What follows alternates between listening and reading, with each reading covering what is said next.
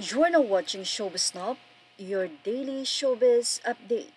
Nakakalungkot nga na balita matapos nga na halos isang buwan na hanapin ang nasabi nga pong si Miss Grand Philippines Candidate 2023 na si Catherine Camilo ay nagkaroon na nga ng linaw. Yes, hindi na nga makikitang buhay pa ng pamilya itong si Catherine Camilo matapos nga na mabalita na ito ay pumanaw na. Ayon sa CIDG, may person of interest ay isang pulis. Umasa nga ang mga magulang o pamilya nitong si Catherine na makikita pa nilang buhay ang kanilang anak matapos nga itong mawala ng halos isang buwan. Pero ayon nga sa GMA News at sa naging update ng CIDG, isang pulis ang itinuturing na personal of interest or person of interest sa kaso nang nawawalang si Miss Grand Philippines 2023 candidate Catherine Camilo. Love angle ang nakikita ng mga otoridad na posibleng motibo sa krimen. Kaya naman marami ang nalulungkot dahil karaniwan nga sa mga nawawala na ito ay hindi lamang isang pangyayari kundi marami na ay hindi na nga natatagpo ang buhay pa mga ito. Well, love triangle, kahit na nga mayroon na mga ebidensya ay patuloy pa rin na iniimbestigahan ito ng CIDG upang matukoy ang gumawa ng krimen na ito sa nasabing ang beauty. Matatandaan na namataan pa sa mall na naglalakad itong si Catherine at yun nga ang huling kita sa kanya. Sa ngayon ay nakita nga ang nasabing sasakyan kung saan doon ay hinatak at dinala. Itinransfer itong si Catherine galing sa ibang sasakyan.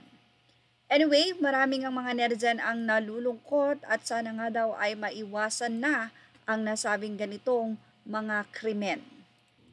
Anyway, dalawang saksi nga ang lumantad kung bakit nalaman ito at ayon nga sa nasabing saksi ay nakita nilang inililipat ng tatlong lalaki ang nawawalang beauty queen na si Catherine Camilo mula sa sasakyan niya sa isang pangsasakyan.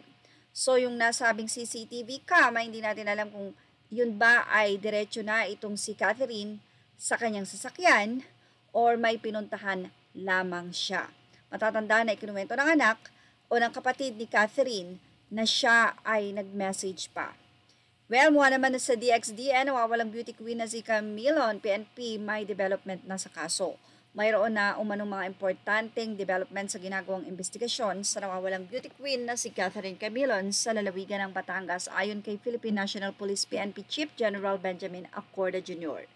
Sa isinagawang press conference kahapon sa National Capital Region Police Office NCRPO sa Camp Bagong Diwa sa Taguig City, sinabi ni Acorda na mayroong significant progress ang ginagawang investigasyon ng Criminal Investigation and Detection Group CIDG hinggil sa kaso ni Camilo.